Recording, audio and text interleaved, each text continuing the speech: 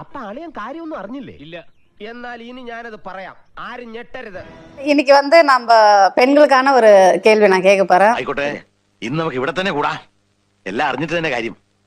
തമ്പി, രണ്ട് കസേര എടുത്ത് പുറത്തേക്ക് ഇടുക. சார் நான் கேட்க போறேன். കേളുമാ. പറഞ്ഞോളൂ.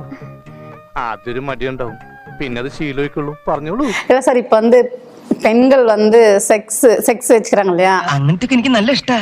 ഇഷ്ടമാണ് അങ്ങനത്തെ. നിങ്ങൾക്ക് ഇഷ്ടം എന്താക്കുന്നേ? அது வந்து இந்த விரல் மூலமா வந்து பண்றன்றாங்க. அது எப்படி சார்? அது விரல் மூலமா சில பேர் வந்து கேட்டிருந்தாங்க. இப்ப பெண்களுக்கு வந்து சுகம் வந்து விரல், ஆண்கள் வந்து விரல் விட்டு பண்றாங்க இல்லையா? கடைசில கைப்பணி அந்த மாதிரி பண்ணா அவங்களுக்கு வந்து சுகம் கிடைக்குமா? அது உத்தரம் പറ. அது പറങ്ങട്. அதாவது விரல் பழக்கத்தால் பெண்களுக்கு சுகம் கிடைக்கும். ஆமா ஆமா. செக்ஸ்ல பல விதம் இருக்குது. செக்ஸ்ல பல விதம் இருக்குது. ഞാൻ പറഞ്ഞതിന്റെ അർത്ഥം എനിക്ക് മനസ്സിലായി. മനസ്സിലായെങ്കിൽ പിന്നെ വേണ്ടെന്ന് വെച്ചൂടെ?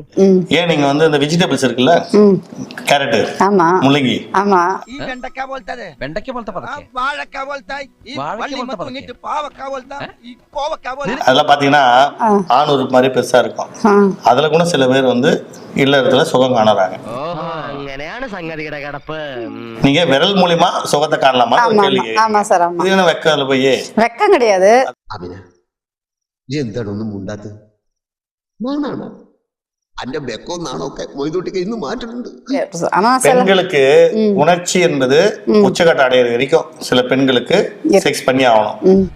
ഞാൻ 2 ദിവസം ഇവിടെ മുറിയെടുത്തിട്ട് ആരെങ്കിലും ശ്രദ്ധിക്കും, നമുക്ക് രാത്രി കാണാം. രാത്രിയിൽ എന്നെ വിളിക്കോ? അങ്ങേരൊന്ന് മാറിയോടനെ വിളിക്കാം.